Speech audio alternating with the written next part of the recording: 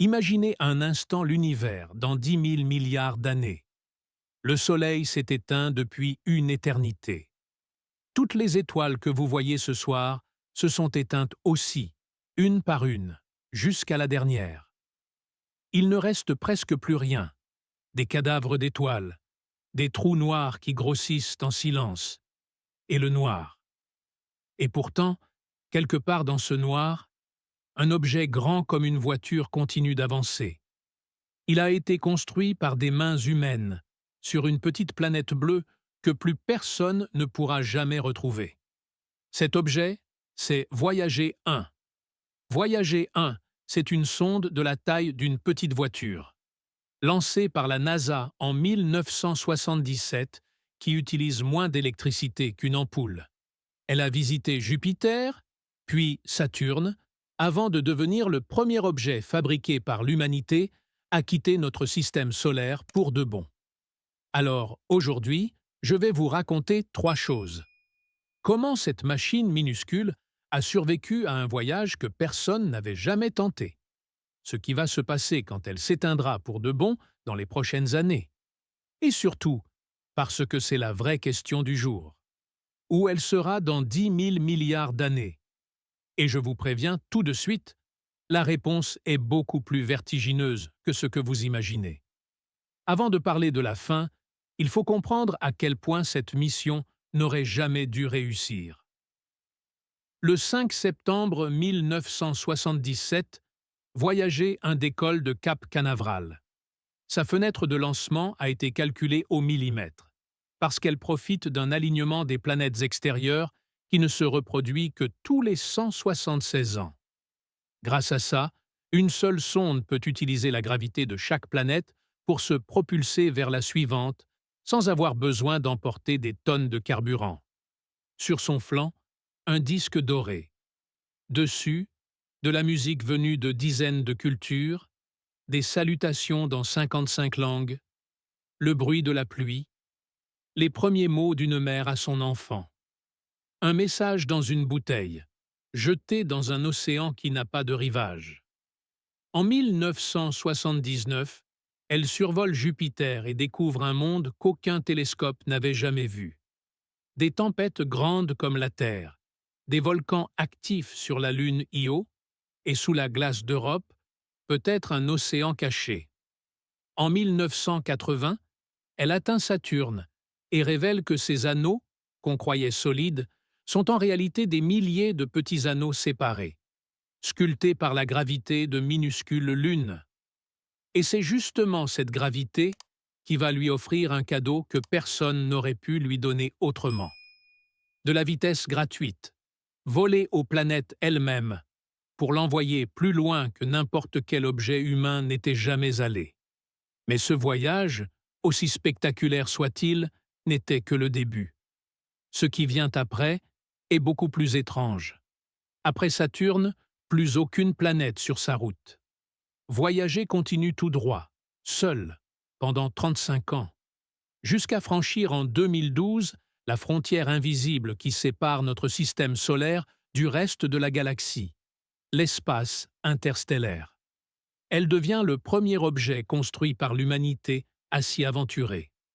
Mais elle est alimentée par la chaleur naturelle du plutonium, qui se désintègre lentement dans ses générateurs. Cette énergie diminue chaque année.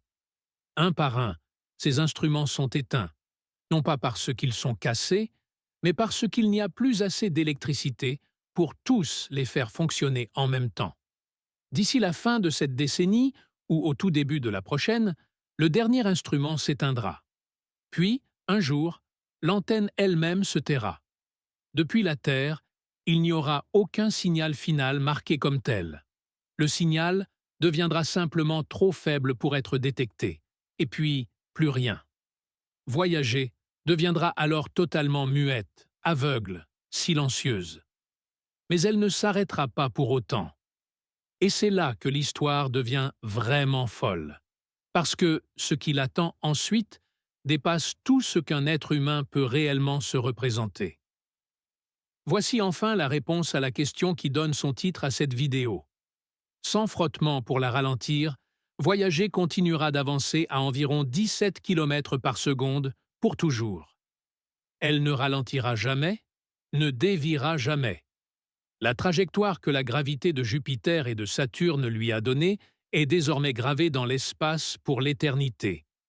Dans 40 000 ans à peine, un battement de cils à cette échelle. Elle passera à environ 1,7 années-lumière d'une petite étoile naine rouge, Gliese 445, sans jamais entrer dans son système, sans jamais ralentir, indifférente à ce frôlement comme elle l'est à tout le reste. Dans 4 à 5 milliards d'années, c'est notre galaxie tout entière qui changera de visage. La galaxie d'Andromède, qui fonce vers nous depuis des milliards d'années, entrera en collision avec la Voie lactée. Ce ne sera pas un choc au sens propre. Les étoiles sont si espacées que presque aucune ne percutera une autre. Mais il y aura un immense remaniement gravitationnel. Les bras spiraux des deux galaxies se dissoudront, se mélangeront et donneront naissance à une galaxie unique, plus grande. Voyager traversera cette fusion quelque part à l'intérieur, minuscule éclat d'aluminium et d'or perdu dans un bouleversement à l'échelle de centaines de milliards d'étoiles, sans réagir, sans dévier. Puis viendra le vrai grand silence. Les étoiles les plus massives se seront éteintes en quelques millions d'années à peine. Les étoiles comme notre Soleil en quelques milliards. Et même les naines rouges les plus économes en carburant, celles qui peuvent briller pendant des milliers de milliards d'années, finiront par s'éteindre à leur tour.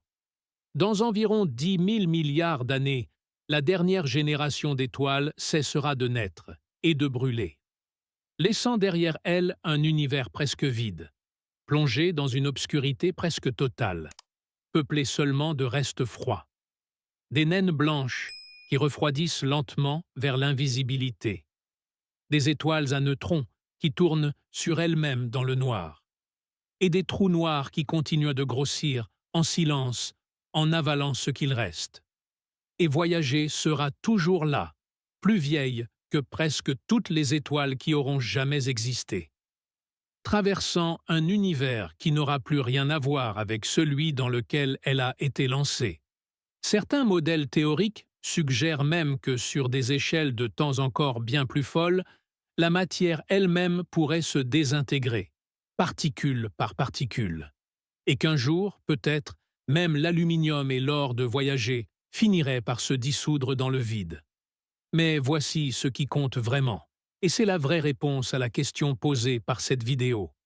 Même dans 10 000 milliards d'années, même si son corps finissait par se dissoudre particule par particule, ce que Voyager représente ne dépend pas de sa survie physique. Parce que le disque doré qu'elle transporte n'est qu'une copie. L'original de ce message existe déjà ailleurs, dans un endroit que ni la mort des étoiles, ni la fusion des galaxies ne peuvent atteindre. La mémoire humaine elle-même. Chaque image renvoyée par ces caméras a été reçue, étudiée, archivée, republiée des millions de fois. Chaque enfant qui a un jour regardé une photo de Jupiter prise par Voyager et s'est dit « Je veux comprendre ça », porte, quelque part en lui, un petit fragment de cette mission. Le savoir qu'elle a rapporté s'est déjà répandu bien plus loin et bien plus vite que la sonde elle-même ne pourra jamais aller. Alors même si, dans 10 000 milliards d'années, il ne reste plus un seul atome de Voyager 1. Quelque chose d'elle aura quand même survécu à l'univers qui l'a vu naître. L'idée qu'on peut construire quelque chose de minuscule et fragile, l'envoyer dans le noir sans aucune garantie de retour, et que rien que cette tentative, à elle seule, valait la peine d'être faite. Voyager 1 n'a jamais été qu'une sonde. Elle a été une décision, celle de tenter quelque chose sans certitude de réussir, sans garantie que le message qu'elle transporte soit un jour trouvé par qui que ce soit. Essayez d'imaginer, un instant, ce qu'elle va traverser sans nous. Elle verra peut-être la dernière lumière de notre soleil s'éteindre, quand il gonflera, puis se refroidira lentement, bien après que la Terre elle-même aura cessé d'exister sous une forme reconnaissable. Elle traversera la fusion de deux galaxies entières comme on traverse une pluie fine, sans même la remarquer. Elle verra peut-être la dernière étoile de tout l'univers s'éteindre pour de bon. Elle continuera d'avancer dans ce noir total, seule, sans personne pour la regarder passer, sans personne pour se souvenir qu'elle a un jour existé. Et pourtant, elle avancera quand même. Pas parce qu'on le lui a demandé, pas parce que quelqu'un l'observe encore, simplement parce que rien, dans tout l'univers, ne lui a jamais donné de raison de s'arrêter.